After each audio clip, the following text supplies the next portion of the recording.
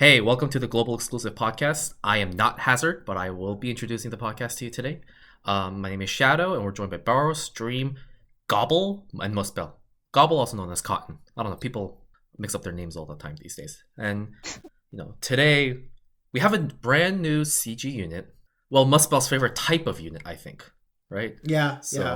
Also, Muspel has this big turn on for those translucent legs, too, so there's that.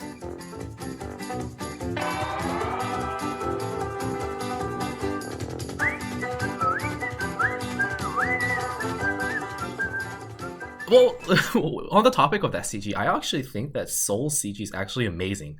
At one point, Aelin was like, "Oh, Soul will never be a CG unit because of his translucent skin," but here we are. I remember they figured out that the way to do it was just to make it so that you only see it for 2 frames. We now have boneless Soul. Yeah, I don't know. That CG just freaks me out. I if I ever pulled Soul, I really hope I do though, because I really need a magic card. But if I did, I would turn that shit off as fast as holy shit. Wait, people leave CG animations on? Why would That you is ever so do that? weird. I mean, I used to. Hey, I think someone said that on the pod. I think it was Hazard. I also have this thing where I kind of feel I paid for the CG animation. So sometimes I turn it on. I don't always have it turned on. Put them on. Yeah, I just But usually not. Sometimes I just want to see Rain slice up a pizza galaxy, or a galaxy pizza. Yeah, but if I do that, I look under the unit gallery, not like actual in-game CG. I want to farm my stuff quickly. I don't have time to watch this 5-10 second it's a CG different animation. feeling.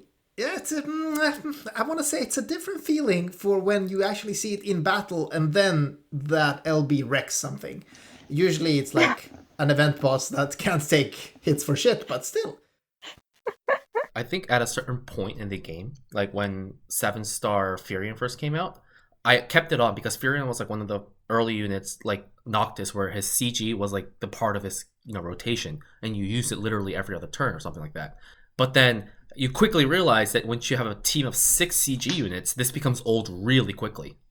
So it's just some of them are things. super long, like Charlotte when she does her whole barrier thing and shit. Oh my god. Yeah, that's why you watch them on YouTube once or twice, and then you're done and you turn them off. Listen, I paid for these CGs and I'm gonna watch them, okay? I'm gonna take time from my day to watch these CGs, okay? See, Barrows, the difference there is that you paid for them. The rest of us just got them for free. Yeah, I guess that's the big difference. I actually did pay for them, but yeah. Okay, but it's technically not free either because you spent a lot of time farming that lapis. So, true, and time is money. Time is money. And money is lapis. And time is lapis, so... Yes, of course. Yeah. So when can we pay for our goods in Lapis? I want a chicken sandwich. I'll pay 50 Lapis for that. Thanks for that. Send me 50k lapis and I will buy you whatever the fuck you want, okay? Okay. I said 50, not 50k. 50. Okay, yeah. I can't do shit with 50 lapis. What can you do with 50 lapis? You can't even refresh energy for 50 lapis. You can buy a chicken sandwich if you dream long hard enough. Can you, though? Can you really? This has gone in a weird direction. I feel like there's something that actually came out this week that we should talk about. Yeah. Let's bring this back to reality. We already talked about Soul's legs. I don't know what else you want, Muspel. Who wants to introduce Soul, I guess? Dream did his rotation, so he probably knows what the skills actually do. I barely looked. Sure. All I know is that Soul is Skeleton Boy, so I'll leave the actual unit discussions to Dream. I mean, Soul has perhaps the most brain-dead envy rotation that I have seen so far. He literally uses his magic buff and then quadcasts a bunch, and that's it. I mean, he has... And his base form and his Brave Shift form are basically an element... he changes elements and he changes killer, and other than that, it's exactly the same. They have the same amount of magic and magic TDH passives. It's just Dark in base form, Ice in shift form. But the base form does give an amazingly named skill, Malicious Manslayer. Yeah, I actually misread that as Manlicious Manslayer. And I'm like, this is a good ability name. And then I was disappointed. But yeah, it's still good. But yeah, he's fine. He is very boring. He has a very small kit. Yeah, it's compact. Okay, wow. Are we talking about kids or what are we talking about? No, but seriously, like, moving on. I'm getting this nice CG NV unit, and then I get like 5 abilities, of which I only use 2. Come on, like, yeah. Isn't it better than getting 10 abilities, of which you only use 2? Where you have to scroll to the bottom of the screen every time? Yeah, that gets annoying really quickly. I mean, hey, if you like bad game modes, he also has a really good skill for Arena that's like an AoE elementless chain that's divided into 3 parts. If Soul had come out like 3 or 4 weeks ago, people might feel better about him. But as it stands, he does like a third less damage than unbugged Ibarra and like half of her bug damage. So it's really hard to get excited about him. I mean, I will say that even though Ibarra's has slightly more flat magic, I would say Soul still has like the best mage vision card in the game. Because it's like the 100 flat magic is really high, and then you've got 100% with Rod, which is basically always going to be active, and then an extra 30 for FFBE units, which are most of them. Yeah. No, it is a fantastic vision card. But just like Muspel said, he kind of came out too late. Now he's like just slightly above Aerith in damage. And we just got like Grimlord Sakura basically for free. She does a bit less damage than him, but it's like 10 times the unit. It's like, In terms of size or in terms of ability? Both. Well, Do you think in a reality where Grimlord Sakura NVA doesn't exist or Ibarra doesn't exist, people would actually pull for him?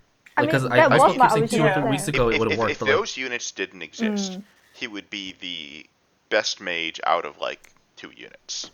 yeah. Exactly. So even then, he's not that. It's really hard to sell Soul. Like, And so, I mean, he does like 10% more damage than Aerith, and Aerith can still heal. So like, it's kind of he really is bland. It's like my original plan was to throw a few tickets for Soul to potentially get his VC, but now that I've got Ibarra, it's like I don't need that. So yeah, this is a banner that's just a really easy skip if you're not a whale. There's just nothing going on here. And speaking of nothing going on, we should move on to the other units on the banner, unless somebody else has something they want to say about Soul. I guess we could just mention that in future, he's one of the units who will get like an or will probably get, depending on what GL does, an EX2 ability, and that boosts his stats up a decent amount and makes his Brave Shift into more of an LB finisher, which is pretty strong, but it's nothing to pull for. Speaking of boosts, I just remembered we should talk about something, which is that we're finally starting to see global exclusive buffs again, because they buffed his TM. Oh yeah, they did? Oh yeah, in Japan it did not have the 30% MP on it. oh my. Holy shit. Isn't Enhancements that so guy is exciting? back. I am so happy that Enhancements guy is back and is doing the Lord's work. Yeah, now it's By just adding a strictly better 30% version. MP. Now it's just a strictly better version of Carlette's TM, and isn't that exciting? Because everybody uses Carlette's TM all the time. Super exciting. I mean, yes, that's still one of the most premier Magic TDH items, but I mean, like, being strictly better than it is why it was buffed, because Carlette's TMR is only 75% in JP, so that's why Soul was 100, and it's like, I guess they didn't want to make it 150, and 125 would be... Yeah, 150 would be too big. Yeah, so I think they should have and could have made it 150. Like, it still I think they could have made it... They could have made it like 20 or 30% magic instead of MP. But then wouldn't that still be too strong, like for TMR? No, because I would say NV TMRs, for like where their ballpark is roughly between 7-star TMRs and 7-star STMRs. And if you think, like, if the benchmarks were Carlette's and TMR and then Kefka's STMR, which has 60% magic, then yeah, like 20 or 30 would be pretty or even just put some like LB autofill on it, like Agent Olive's TM has. Yeah, listen, done is done. I have a much more important question. So how do you think Soul's legs feel to the touch? Like, so let's talk about Dark Fina. No. Like, seriously, do you think they're hairy? Are they translucent? Earlier, it's not that much better. We are going to talking about Soul's legs to talking about CG legs. So So Dark Fina is what, like the 7th best mage out of 7 mages? I don't know how they Six, do it I every guess. time, but Alien, every time they release Dark Fina, like they've had like at least 4 different tries, right? They had the original release, the enhancement, the 7-star awakening, and now this. That's like 4 different times, and every time she's shit. I mean, she was okay when she first came out as a 5-star base It was because all there were about almost that no 5-star Ultima. bases. Yeah, but she had no competition. That the other thing was she also had Latents in JP, I guess, and even then it was a bit like I kind of feel bad. I think actually she like got, the Did she unit. get her latents here as well? I don't even remember. Yeah, I I don't- think so. Yeah, she got him. Her Latents got I think she Yeah, got it. she got triple. Oh, yeah. She got triple cast, and then she had this horrific rotation where she was locked into 3 elements at once or something. Oh boy. Like, imagine touching a pair of translucent legs that are also hairy. That'd be So- like I a thought surprise and a half. if you look So on paper, Dark Dark Fina, Fina's like, modifiers made of look glass. okay. So like, why do you say her damage is that much lower? Hazard. Barrows, you're just making the editing harder for yourself. Ooh, So I love anyways- making things harder. Dark Fina has a few problems, which are going to be similar to problems that she used to have when she was previously enhanced or got latents or whatever the fuck it was every single time. So the first problem is that she has to use 2 different elements in her optimal rotation. She has to use Earth in her base form, and then she has to shift to her Brave Shift to get a big magic use buff, Wind. and then she uses Wind. And the second problem is that her only good Imperil is on a Grandis ability. So on a long Oh, fight, yeah. she runs out of Imperils, or like if you have to dispel the boss, you're kind of screwed. She has like a skill that buffs some elemental resists, which is actually reasonably okay. It buffs 4 resist for 70%, which is good. But aside from that, she's not great. And she does like a little bit less damage than Aerith. Yeah, last time I checked, she's like just below Grimlord Sakura, but like, or just above. I don't remember actually. Around the Below. same, A somewhere. little. A little below. Okay. Her Ooh, and, yeah, she's pretty underwhelming. yeah, her and Soul for that matter have issues with gearing for killers because they're TDH mages with only 200% innate TDH, so hitting the cap is usually going to take up at least 2 materia slots, more if you don't have one of the materia that has 100% on it. So you really I mean, have to be careful what At you're least doing with there. Soul isn't too bad. Since he gets like 100% from his Yeah. own TMR, and you Well, get yours that's- USD no. colored for the other 100. Well, that's including that. He's still using up 2 materia slots for TDH. So, Yeah, but to one of say them one loses it. positive thing about all of these units, really, that we shouldn't forget, at least in the age of DV, is that they still burst roughly the same size. So they're still gonna be like good on whatever appropriate elemental stage they're at, if you can, get them to chain and all of that, all the other bullshit, of course. But still. Speaking of getting things to chain, shall we move on to Sakura? That could have Barros, been. you want to do the introduction for Sakura? So Sakura Actually, no, is Barros, just- don't do the introduction for Sakura. She Why brings not me? back one of the most popular families we've ever seen in GL, and by popular I mean unpopular, which is Graviton Cannon. And I think we only ever got like 4 or 5 units that actually One. used it. Specifically, Pentacast Graviton Cannon. Yeah, it's like, holy shit. That's I back guess to I guess we zero. actually got a bunch of units that used it, but only like 2 or 3 units that actually wanted to use it. So Okay, yeah, but oh, sorry. Pentacast Graviton Cannon is not going to chain very well unless you spark it. It's almost as bad as Ariel Ray in that respect, because I think you have like 1 frame of leeway before it breaks, and her damage isn't great. She's element locked. You can use her as a finisher in her Brave Shift, but the damage is honestly not really much higher than her base form. It might even be lower if you're using her as a finisher, because the base form has a flat magic passive. I think the hits are quite spaced out of her finisher move as well. Like, it's got a long delay, so it's Yeah. quite hard to get Still better a than bunch of them into. Pentacast Graviton Cannon if you're trying to use her in DB, Yeah. though, because that would just break everything. Yeah, definitely. Yeah. So what I I'm mean, for hearing is DV, that for DV, you might want to use her Brave Shift Limit Burst, because that's a decent mod, and she's got some innate limit support for it. 150. I looked at it. The modifier is going to be about the same as Pentacast, so unless you just can't fit the Pentacast, Yeah. Yeah, I think it just heavily think it might depends be on your LB easier gear. fit. Like, I think if you have 200% LB gear, you're fine, because she has a 150% buff of her own. So if you can gear her for 200% LB, it's going to be stronger than pentacasting, and of course easier to cap.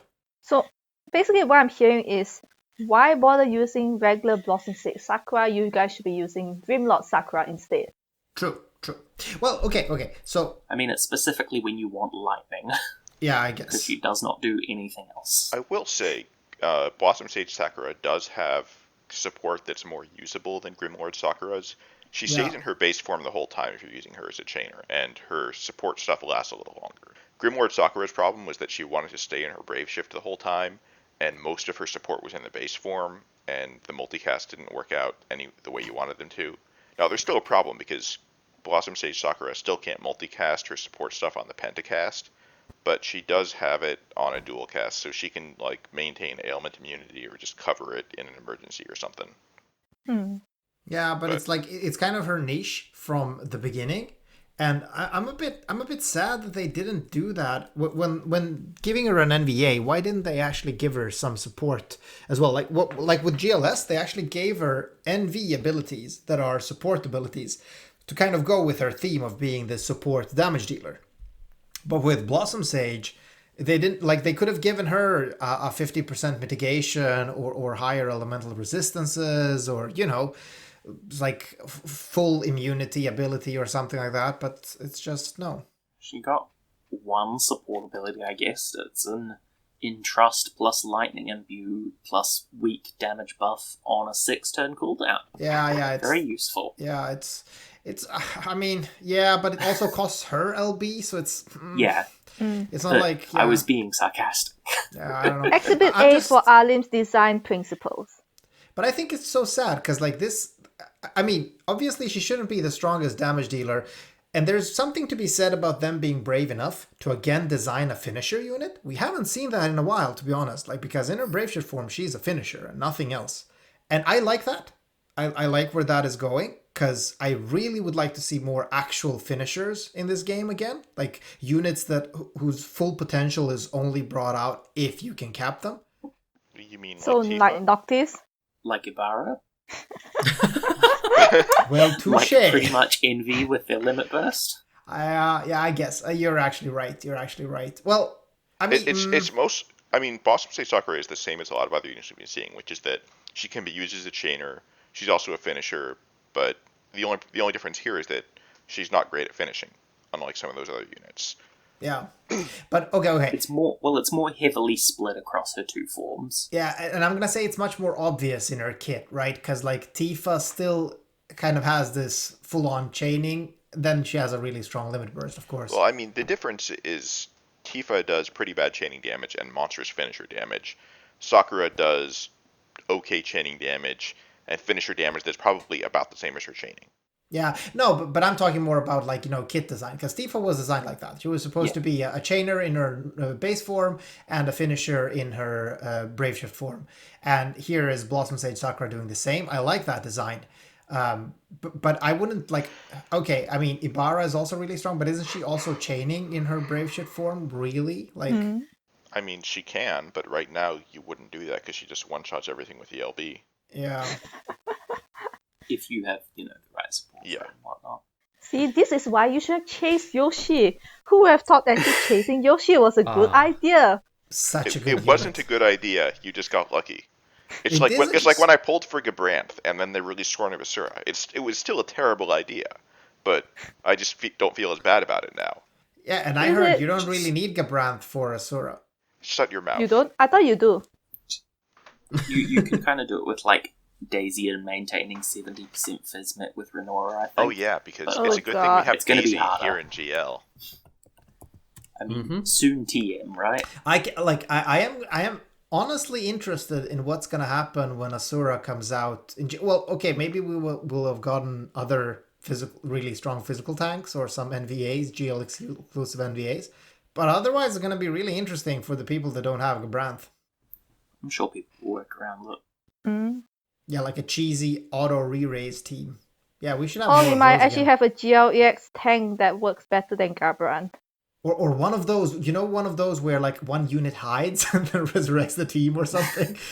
One of those maybe. So yeah, not much to say about Sakura more, right? It's what has been said has been said. I mean, again, the same thing as with every NVA. The damage is still there. If it's your only mage, yeah, you have a strong mage. But Look, if Blossom Sage Sakura is your only way, you should feel bad for yourself because you can literally chain her with no one but herself. yeah, like you're not gonna find any friends, just like in real life. You don't have to kick someone they're already down, Cotton. Some things just need to be said, alright, Shadow? Some things Yeah. just need to be said. True. Tell him.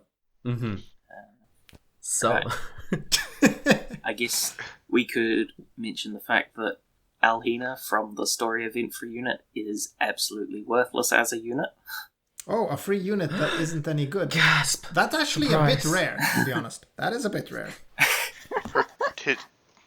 His TM Yes. or his I'd say it's a dude. his SDMR is okay, like for a free unit. Yeah, the free Not materials you get from him aren't too bad. I mean, we have something like Operative Zarius at TMR, which is like, what, 50% magic and 50% true double hand, so...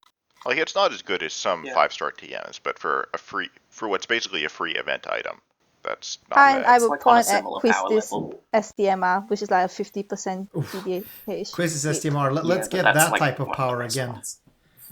So, who else thinks it's super funny that the tickets that you're rewarded in the story event are actually not usable? That is fixed now, but Yeah, they fixed is it. fixed? They haven't Yes. compensated the people who got the tickets yet. So I assume they're just going to cut out the That'll be middleman amazing. and just mail everybody 3 copies of Shadow. Yeah, that'd be great. Wait, That'd be what? great. Nope. Are you talking about Shadow or Shadow Walker Shadow? both. Yeah, why Yeah, I not mean, both? I would much rather just have normal Shadow rather than Shadow Walker, but like, if I can choose. So, Hey, but you know, I would say like it's a little bit insulting. Okay, like I actually I don't know. Maybe I am a bit negative usually on the episodes, or maybe I'm not. I don't know, but it's up to the listeners. But this kind of rubbed me the wrong way because like okay, it's an obvious copy paste, and it's just very little care for the players. Like obviously nobody on ever tested this event at all when it got ported. It was just like put in and they hoped for the best. Gumi and not testing things. That's a surprise. Name a more iconic duo. I mean, I get it. Okay, I get it. It takes like an hour to run the story event. Like, yeah, okay. But when you're understaffed, as Gumi is clearly. And Corona. Don't forget Corona. You need to blame COVID.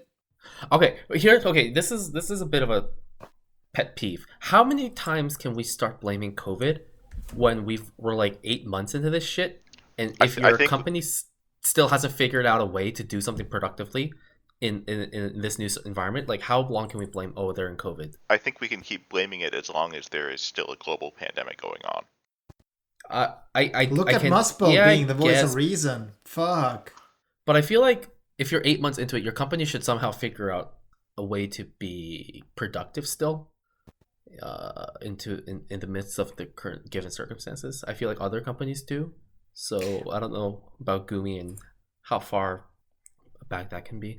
It might be an issue with just having to coordinate things with Square Enix, which probably complicates things even more. Yeah, but I'm sorry for starting this discussion because one thing I actually want to talk about is that the story event's actually decent. Who else enjoyed it? Oh, yeah. It's fucking I haven't good. started it yet. Also, I always Shame skip on you, cutscenes. Muspel. Shame on Always you. First you skip show up late to cutscenes. recording.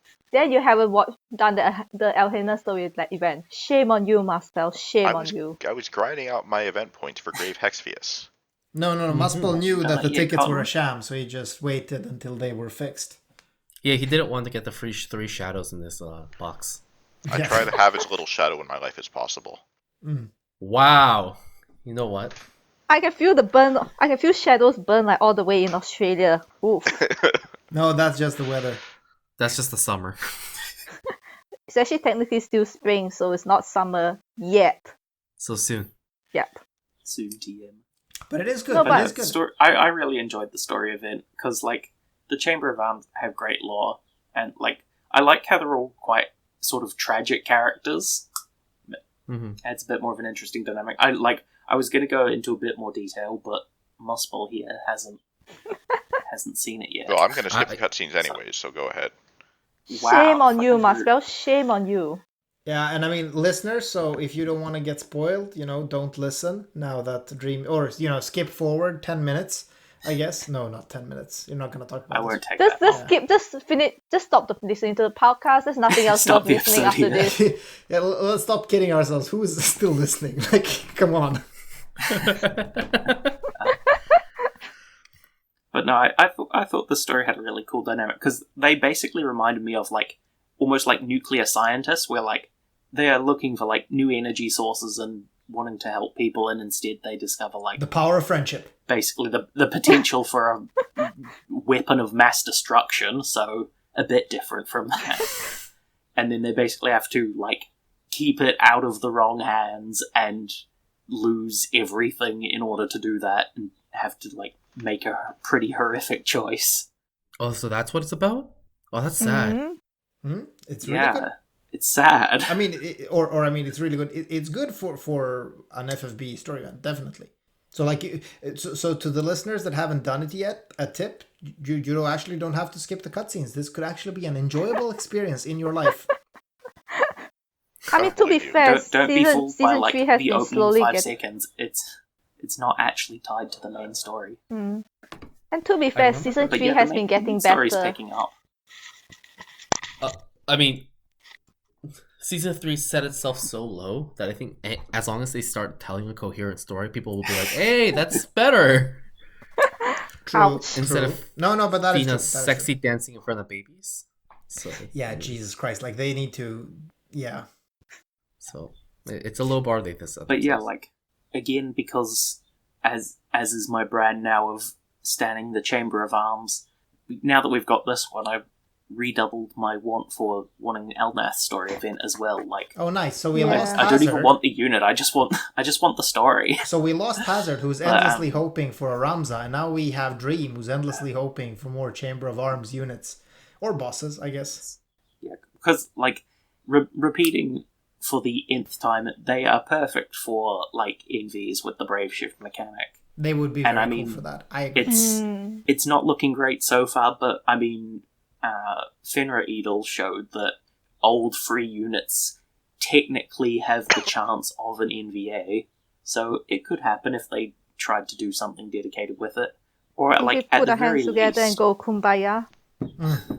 at the very least, why can't we just get a bundle same as Fina and Dark Fina with Well, would you actually Elman buy that? and his Like- 4-star and 3-star?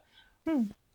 Potentially, because I was gonna say because with Fina and Dark Fina they kind of buffed up their TMR and STMR, and those were the selling points. So they could do the same here, and because Ursula was another unit skipped, and the only thing of value there was her TMR, so they could basically buff that into Elnath's TMR because they're quite similar. Whoa. The And things you're saying now are then get the- entirely unreasonable in the COVID world, okay? That requires so much work. It requires changing data. Oh my god, Dream. Are you high? Yeah, I'm setting these unrealistic expectations. for Yeah, you. you're expecting I know, it's- Gumi to do actual work. I know. Elnath Anyway. looks like he's Wonder. cosplaying Lucas. Elnath is. What? What?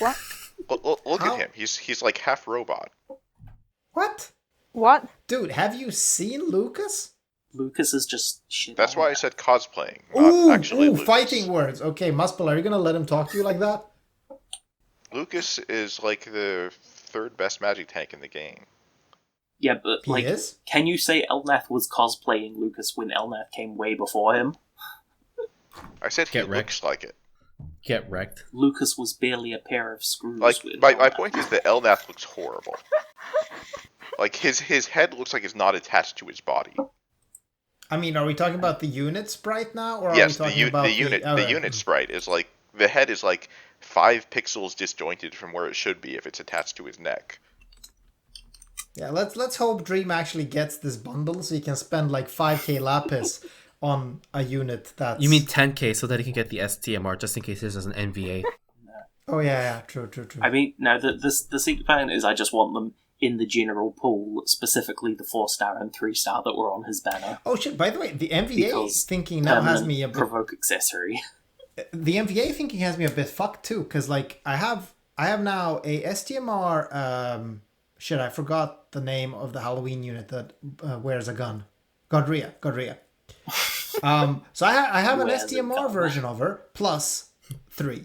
And then I was thinking, but all of these have TMR. So I'm like, hey, shit, I should actually sell these units for trust coins, because like, why not? And then I realized, wait, hold on. What if next Halloween we get NVAs again, or like whatever NV is next Halloween? So shit, now I have to like keep saving all these old shitty units. Jesus.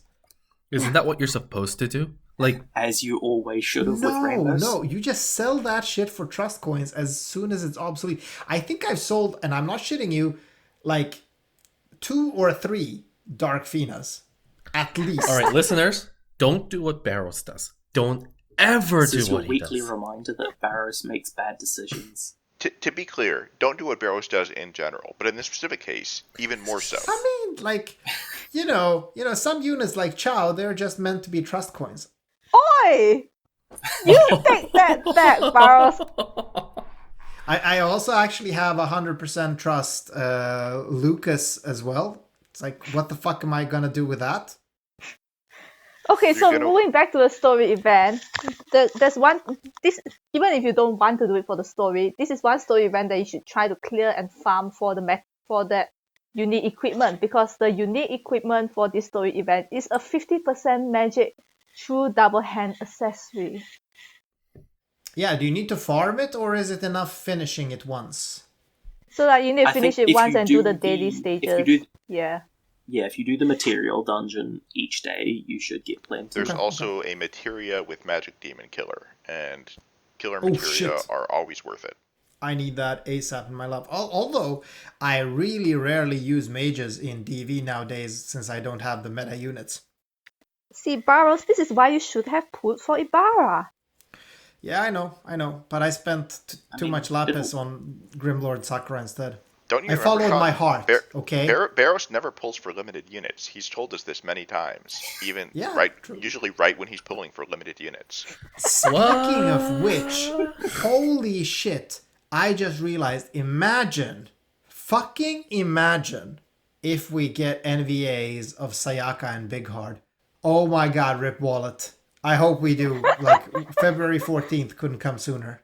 I think you mean I hope we don't, because I need to conserve my cash and not be broke because of them. Yeah, Like, because we're in the listen. middle of a global pandemic and we shouldn't be spending recklessly, right? Big Yeah. Hard is gonna creep all the other physical or actually I don't even know what Big Hard is nowadays. Maybe he's gonna creep all the finishers. I don't know. It would be so cool if we just get a Big Hard NVA and a Sayaka NVA. Oh my god. Oof. No, we're just going to get a new NV base that's Cupid Artemios and Cupid Luna.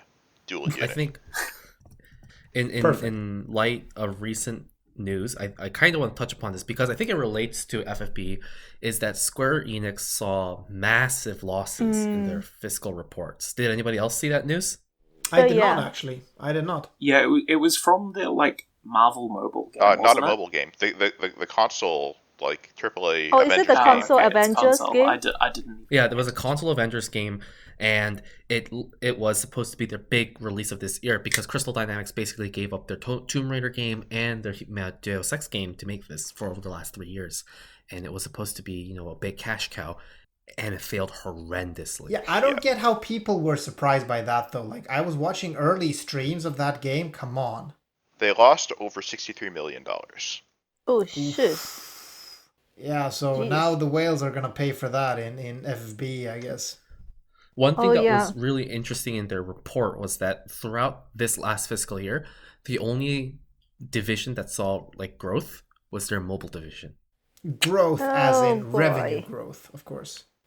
So get ready for some aggressive investments. Yeah. Yeah.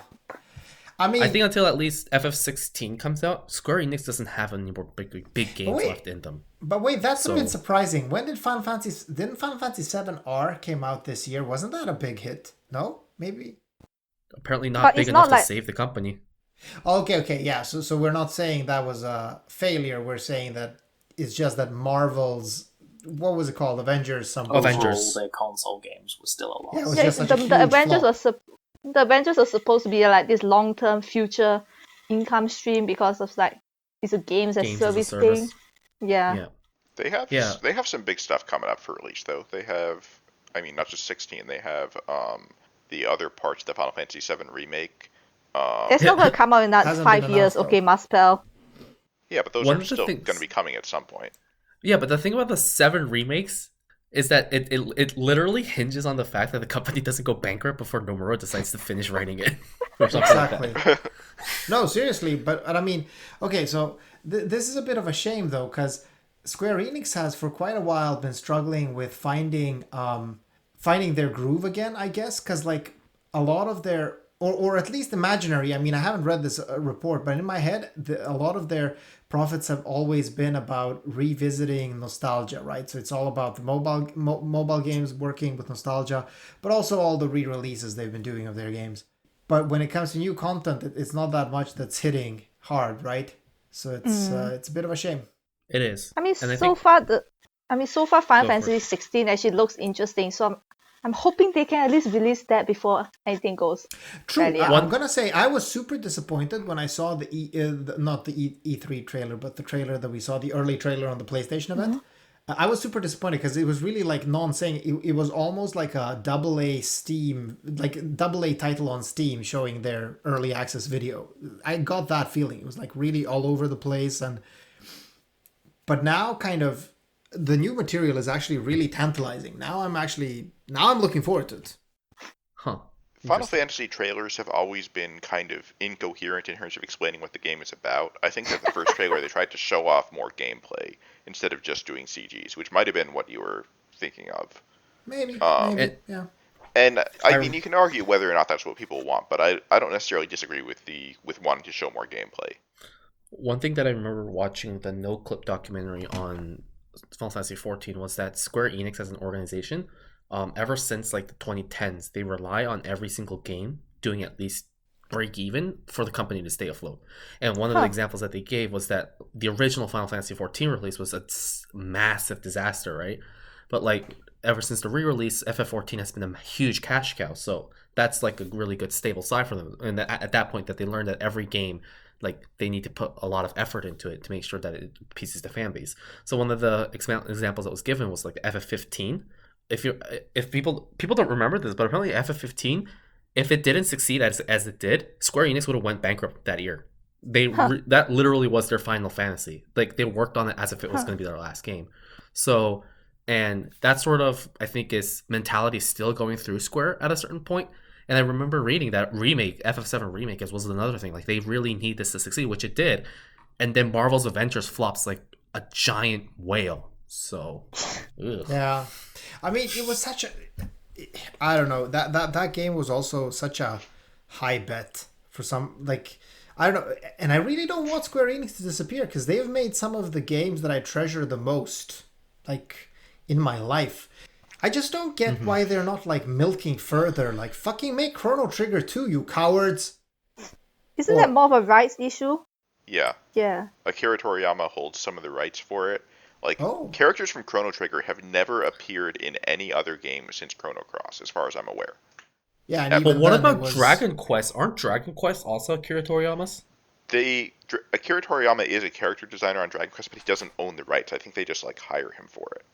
Oh. Oh. So he actually owns the rights on characters and he's being a little bitch or what?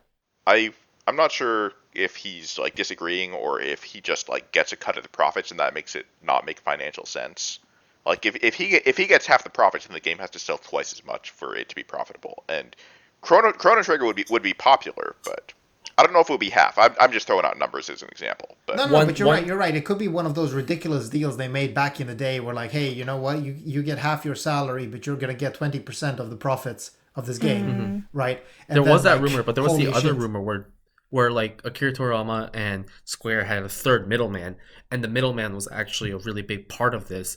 But then now said middleman is like that person would make so much money out of Chrono Trigger like expansions that they could be they don't something do like it that anymore. too. But like I said, like even if you look at mobile game collabs and that kind of thing, Chrono Trigger characters have never shown up anywhere else ever. Yeah, although they have re-released Chrono Trigger like several times. They though. did, but I'm sure that they had to cut a deal to get a share of the profits to whoever holds those parts of the rights. Yeah, and also like that's probably kind of a low effort thing to do though. Like so yeah. Well, this week has clearly been an exciting week in FFB because we really talked a lot about that. But, it is what it is. It is what it is, but it was a good week. Hey, before we draw curtains, how many of the hosts have actually capped DV? Because I sure as hell didn't. I haven't. I still have to do the last two stages. I got like 2,000 points away from capping Kokuryu, and I don't think I can get to 30k damage on that. I still need to do Alexander, and I need to redo Kokuyu to try and optimize my team to actually cap the but both of you have Ibarra, right? Yes. No, but like to easily cap Kokuyu, you need X2 Ibarra. I only have X1 Ibarra. Okay, cool. Well, let's see what happens next week and what you all end up at. Because like I think I'm just a couple of thousand off of max score, and I think I'm like rank 1,000 something. I don't even actually I can check. I think there's like almost 800 people on max score already. Yeah, I am 1,163 right now, with like a really good score. But hey, I didn't pull this one unit that's broken and bugged and destroys his DV, so fuck me, right? I mean, I chased Ibarra because I like her design. So far, the last few GLEX units, barring Starlight and Lena, have pretty good unit designs. That's true. That is true. All right. Well, thanks everyone for listening. Have a good one. Thanks everyone. See ya. Bye. See ya.